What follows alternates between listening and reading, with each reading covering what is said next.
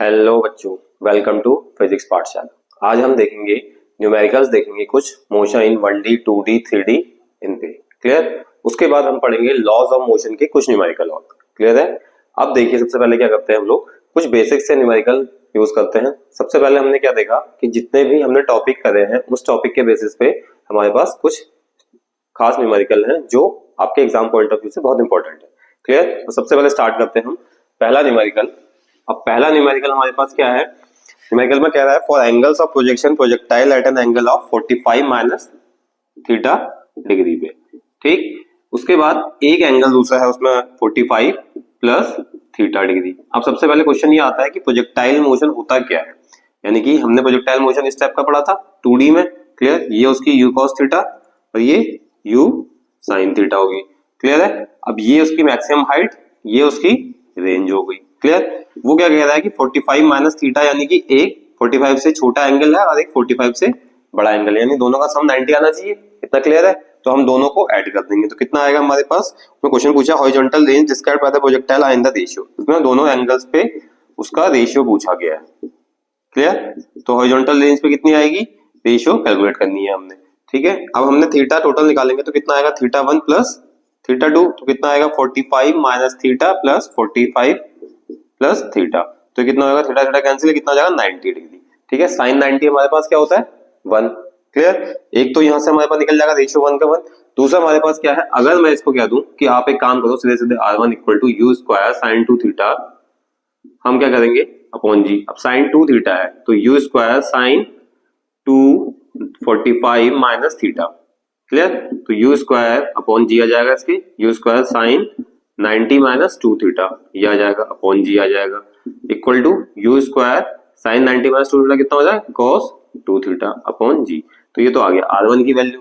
ऐसे ही हम निकालेंगे R2 की वैल्यू, तो वो भी हमारी R2 की वैल्यू कितनी आ जाएगी, u square cos 2 theta upon g, क्योंकि 45 प्लस थीटा में अगर हम 2 से मल्टीप्लाई कर देंगे तो 90 प्लस 2 थीटा हो जाएगा। अब साइन 90 प्लस 2 थीटा कितना होता है, cos 2 थीटा हो जाएगा उसके केस में भी। तो उसके केस में भी ये होगा, तो R2 की वैल्यू भी यही आएगी। दोनों का रेशियो निकालेंगे तो क्या आ जाएगा, R1 upon R2 equal to 1/1, यानी कि रेशियो कितना है, R1 upon R2 equal to 1 आ जाएगा। क्लियर। सेकंड क्वेश्चन देखते हैं हम, which of the following is constant in the projectile motion. कौन सी ऐसी चीज है जो हमारे प्रोजेक्टाइल मोशन के अंदर क्या रहती है, कांस्टेंट रहती है। अब प्रोजेक्टाइल मोशन में हमने देखना है कि कौन सा ऐसा पैरामीटर है जो कांस्टेंट रहता है। क्लियर। ऑप्शन दिए है उसमें, मैं अभी ऑप्शन पढ़ूंगा आप लोगों के सामने। ठीक। प्रोजेक्टाइल मोशन का हमने फिगर बना दिया। पहला ऑप्शन है horizontal component of the velocity. तो हॉरिजॉन्टल कंपोनेंट क्या होता है, u cos थीटा। दूसरा ऑप्शन है vertical component of the velocity, तो u sin थीटा हो गया। तीसरा है वेलोसिटी ऑफ प्रोजेक्शन, कि जो यहां से हम प्रोजेक्ट कर रहे हैं तो उस समय वेलोसिटी इस थीटा एंगल पे वेलोसिटी कितनी है। क्लियर। चौथा है ऑल ऑफ दीज, ठीक, जो बदलती नहीं है। अब देखो वर्टिकल कंपोनेंट हमारे पास क्या है, बार बार हर पॉइंट पे चेंज हो रहा है। क्लियर। ठीक। अब हॉरिजॉन्टल कंपोनेंट में क्या है, ये है रेंज। अब उसने क्या करना है, यहां से लेके यहां तक जाना है, तो ये हमेशा हर पॉइंट पे हमारा u cos थीटा रहेगा। ठीक। ये u sin थीटा रहेगा, तो हमारे पास क्या है, इसकी हाइट चेंज हो रही है बार बार, इसकी हाइट क्या हो रही है, चेंज हो रही है। क्लियर। तो हमारे पास कांस्टेंट कौन सा टर्म है, u cos थीटा, यानी कि हॉरिजॉन्टल कंपोनेंट ऑफ वेलोसिटी। इतना क्लियर है। इसको नोट डाउन करिए, डन, फिर आगे बढ़ते। नोट डाउन कर लिया सबने। अब देखते हैं हम थर्ड न्यूमेरिकल। क्लियर। ऐसे करते करते हम इन दोनों टॉपिक से हम 4-4 5-5 न्यूमेरिकल करेंगे और कुछ न्यूमेरिकल्स आपके हम डीपीवी में सॉल्व करवा देंगे। क्लियर। अब ये देखिए, सबसे पहले इसमें थर्ड क्वेश्चन क्या कहता है। थर्ड क्वेश्चन कहता है कि अब पार्टिकल है हमारे पास, एक पार्टिकल है, covers half of its total distance with speed v1 and rest half of, एक पार्टिकल यहाँ पे है, वो यहां तक जाता है b पार्ट तक। क्लियर। ये उसका सेंटर पॉइंट हो गया। आधे डिस्टेंस वो किस स्पीड से करता है, v1 वेलोसिटी से, और आधी डिस्टेंस किससे क्लियर करता है, वो v2 वेलोसिटी से। ठीक। It's average speed during the complete journey, total distance उसकी कितनी है, d दे रखी है। ठीक। अब ये मान लो कि अगर टोटल d है तो ये आधा आधा कितना होगा, d/2, और ये d/2 हो जाएगा। ठीक। क्वेश्चन में पूछा गया it's average speed during the complete journey, यहां से लेके यहां तक उसकी v एवरेज निकालनी है। अब सबसे पहले बेसिक है, v एवरेज का फॉर्मूला क्या होता है, total distance upon total time.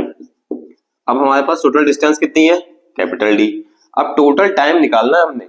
अब हम क्या करेंगे, speed is equal to distance upon time, तो time equal to distance upon speed कर देंगे। तो डिस्टेंस कितनी है, D by two whole divided by v1 plus D by two whole divided by v2, ये कर देंगे। यहां से हमने क्या किया, इस d को ऐसे रहने दिया, नीचे डी बाई टू को बाहर ले लिया, तो 1 by v1 plus 1 by v2, इस d से ये d कैंसिल हो जाएगा।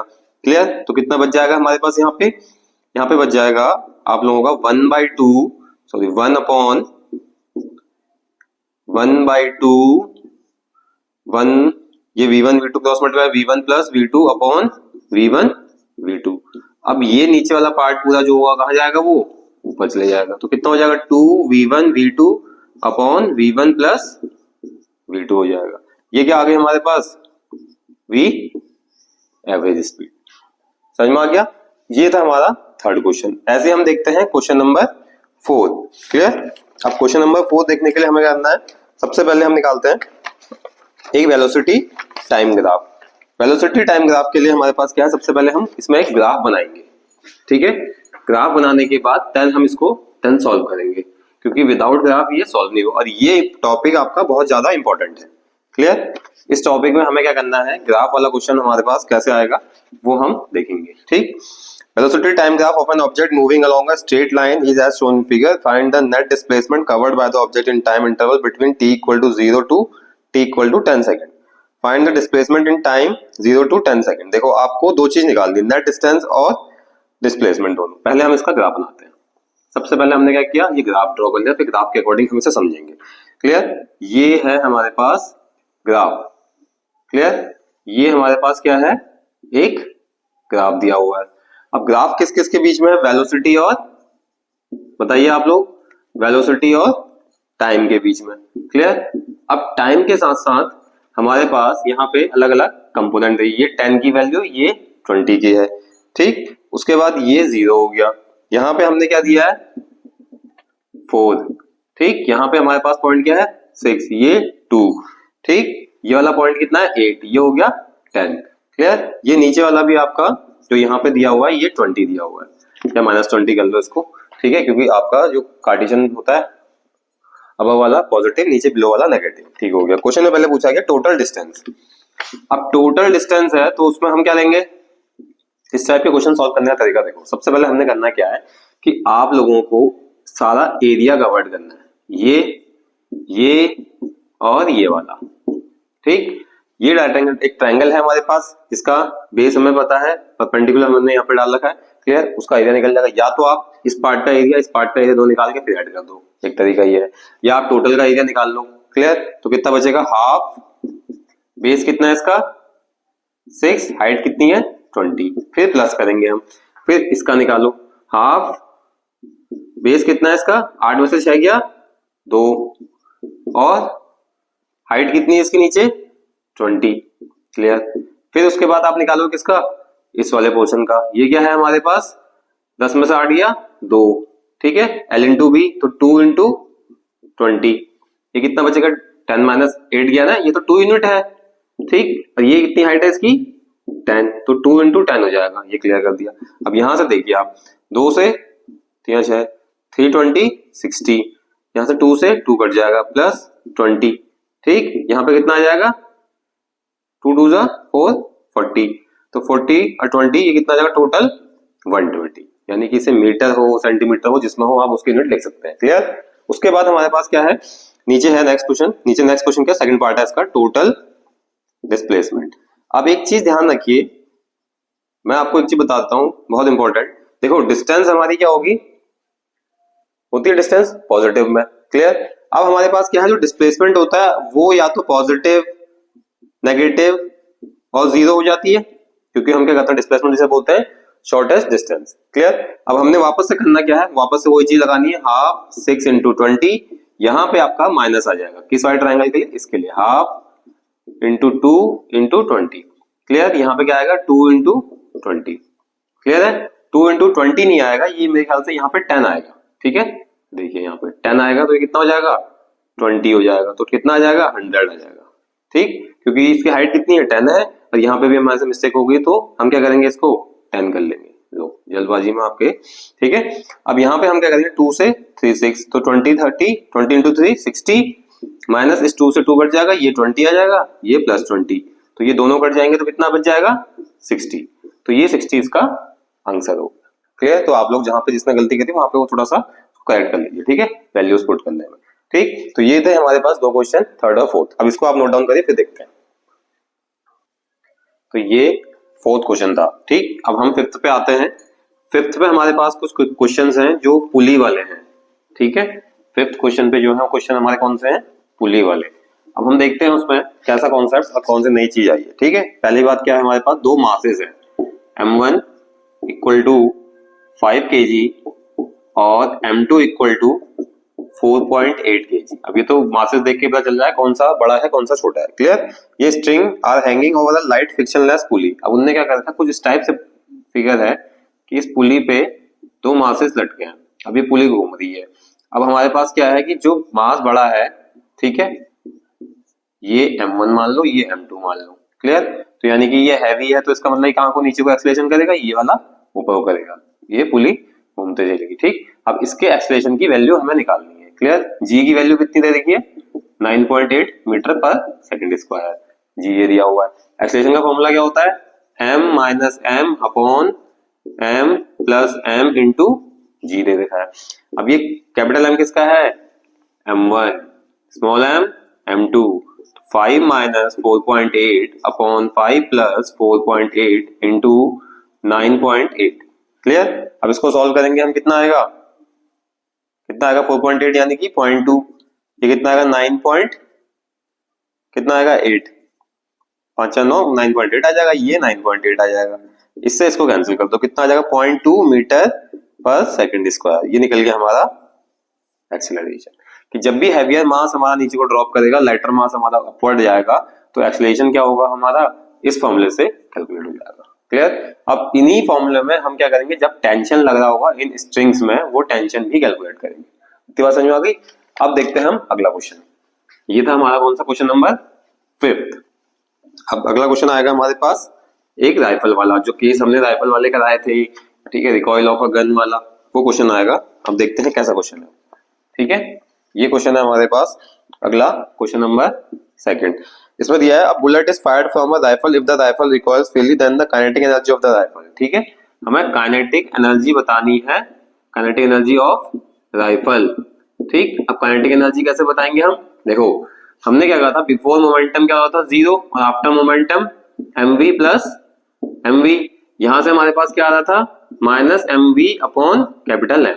अब देखो जिसका मास ज्यादा होगा तो उसकी वेलोसिटी का रिलेशन क्या है, उसके साथ इनवर्सली प्रोपोर्शनल। अब बुलेट का अब मास क्या है, बंदूक का मास ज्यादा है, तो गन का जब मास ज्यादा होगा तो इसका मतलब मास ज्यादा है तो वेलोसिटी कम होगी। तो जब वेलोसिटी कम होगी तो काइनेटिक एनर्जी क्या होती है, हाफ mv स्क्वायर होती है। वेलोसिटी कम होगी तो काइनेटिक एनर्जी भी कम होगी। क्लियर? उसके बाद हमारे पास क्या है, अब पूछा ऑप्शन में, उसने पूछा हमें दिया है कि काइनेटिक एनर्जी के 4 ऑप्शन दिए, less than that of the bullet, more than that of the bullet, same as और इक्वल और लेस देन। तो हमेशा क्या होगा, लेस देन। ठीक है, कि जो काइनेटिक एनर्जी होगी वो गन की हमारी क्या होगी, कम होगी एज कंपेयर टू बुलेट की। क्लियर? अगला क्वेश्चन है हमारे पास, इसके बाद कौन सा क्वेश्चन है, 5th 6th, देन ये क्वेश्चन नंबर 7।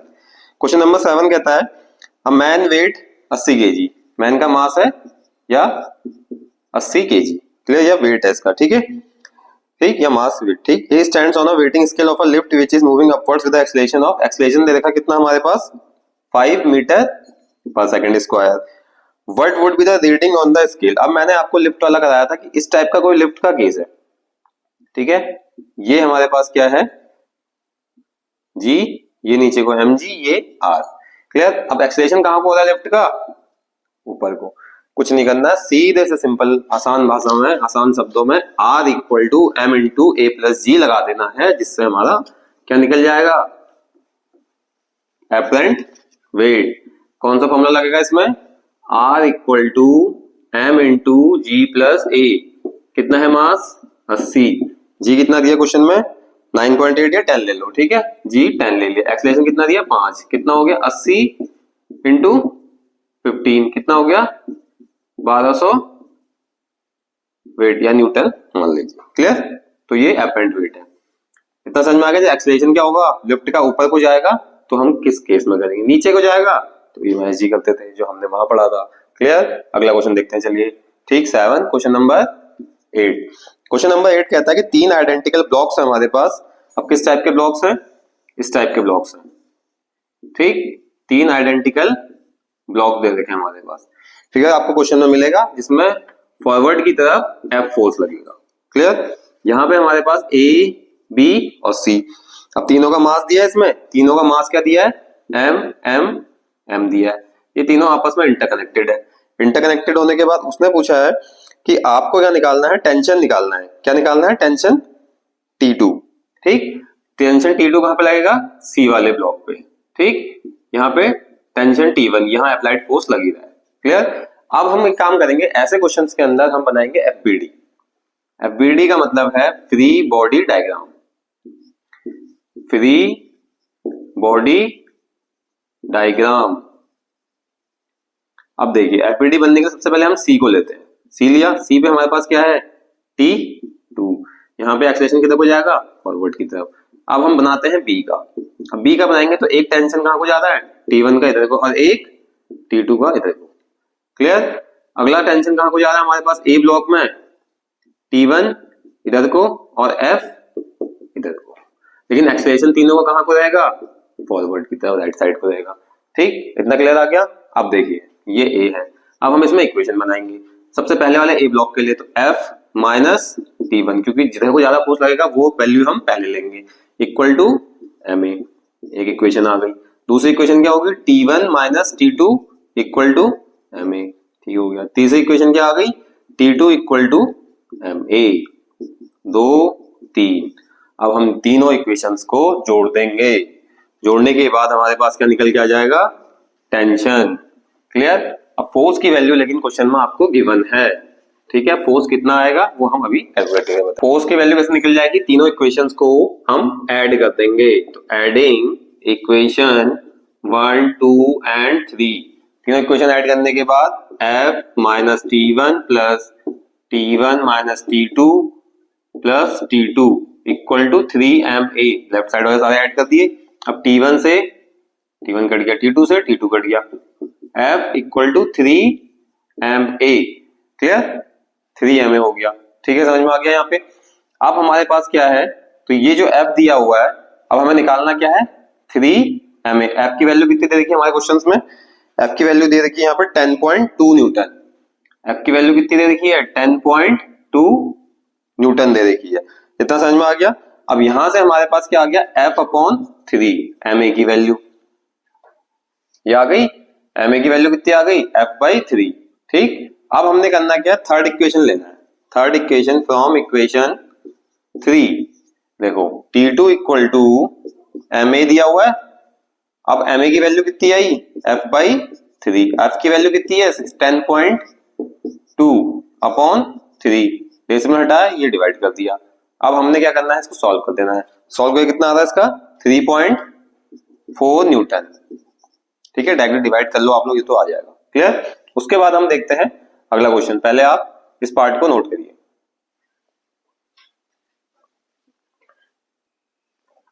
नोट कर लिया? अब चलिए इसे मिटा देते हैं। ठीक है, अब इसमें हम कुछ क्वेश्चन और बचे हमारे पास, वो क्वेश्चन भी हम देखेंगे। क्लियर? अब देखिए, अब इसके अंदर आते हैं हमारे पास कुछ यही ब्लॉक वाले क्वेश्चन, क्योंकि ब्लॉक वाले क्वेश्चन क्या है, मैक्सिमम ये पार्ट पूछा जाता है आपके एग्जाम में। क्लियर? अब देखिए इसमें क्वेश्चन में क्या है अगला। ठीक, अगला क्वेश्चन देखिए हमारे पास एक है 4 kg, दूसरा ब्लॉक है 2 kg, 4 kg, 2 kg, अगला थर्ड ब्लॉक है हमारे पास क्या, 1 kg का। 1 kg का, तीनों आपस में क्या है, इंटरकनेक्टेड है। फोर्स यहाँ पे हमारे पास लग रहा है F इक्वल टू 28 न्यूटन। ठीक, अब उसने पूछा है कि एक्सेलरेशन बताओ इन ब्लॉक्स का। देखो एक साइड लग रहा है 28 न्यूटन, इनको एक ही साइड को खींच रहा है। ठीक है, तो F इक्वल टू क्या होता है, M into A। A equal to क्या हो जाएगा, F/m। अब लेकिन M की जगह हमारे पास क्या आएगा, तीनों ब्लॉक्स का मास, तो क्या हो जाएगा F/m1 plus M2 plus m3, f कितना है 28, टोटल मास कितना है 426 प्लस एक 7, 7 से 8 कटा कितना आएगा 4 मीटर पर सेकंड स्क्वायर। तो एक्सेलरेशन की वैल्यू कितनी आ जाएगी बेटा 4 मीटर पर सेकंड स्क्वायर।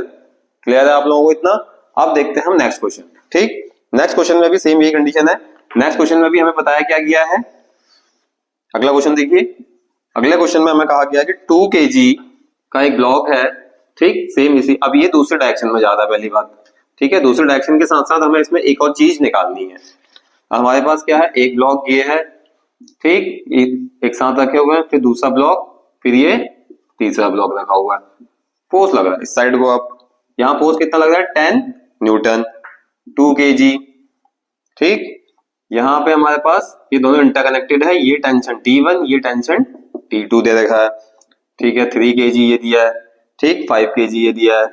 अब इन तीनों के नाम क्या दे रखे A, B और C। ठीक, अब इसमें T1 की वैल्यू पूछी गई है। ठीक है, अब अगर मैं T1 की इक्वेशन बनाता हूं तो कैसे बनेगी बताओ आप। 10 माइनस T1 इक्वल टू कितना आ रहा है MA, तो M कितना है 2 kg, A कितना है नहीं पता भैया हमें। अब 10 माइनस T1 2A बचा है, तो 2A की एक इक्वेशन बना दी। अब एक्सेलरेशन निकालो। अब भैया एक्सेलरेशन कैसे निकालेंगे, A equal to F by m. F कितना दिया है 10, M कितना हो जाएगा 2 प्लस 3 प्लस 5, 2 प्लस 3 प्लस 5 कितना आ जाएगा 10 अपॉन 10, काटेंगे कितना आएगा 1 मीटर पर सेकंड स्क्वायर। क्लियर। तो यहाँ पे हम इस इक्वेशन के अंदर 2 इंटू 1 पुट कर देंगे। अब ये इधर आ जाएगा 10 माइनस 2 और ये T1 उधर चले जाएगा, कितना आ जाएगा T1 इक्वल टू 8 न्यूटन। कितना समझ में आया। ये है हमारे क्वेश्चन। एक क्वेश्चन और देखते हैं इसके अंदर, ऑब्जेक्टिव है मतलब वो थ्योरेटिकल बेस है। क्वेश्चन में कह रहा है कि if the normal force is doubled, normal force को हमने अगर डबल करा, जो भी हम फोर्स लगाएंगे इन ब्लॉक्स पे जो हमारा फोर्स लग रहा है इसको अगर हमने डबल करेंगे, then coefficient of friction is, coefficient of friction क्या होगा। पहला ऑप्शन है कि वो हाफ हो जाएगा, दूसरा ऑप्शन है कि वो डबल हो जाएगा, तीसरा ऑप्शन है उसमें कि वो ट्रिपल हो जाएगा, या चौथा ऑप्शन है नॉट चेंज होगा। बताओ आप लोग। ठीक, अब इसका आंसर आप लोग कमेंट बॉक्स में कमेंट करके बताइए मुझे। क्लियर है। ठीक, तो ये तो थे हमारे पास motion in 1D 2D 3D के न्यूमेरिकल्स। ठीक हो गया, उसके साथ साथ लॉज ऑफ मोशन के न्यूमेरिकल, यानी कि 2 टॉपिक के हमने एक साथ न्यूमेरिकल आपको प्रोवाइड कर दिए। क्लियर। अब इसके बाद जो टॉपिक आएगा आपका वर्क एनर्जी और पावर आएगा, जिसको हम देखेंगे नेक्स्ट वीडियो में। Thank you.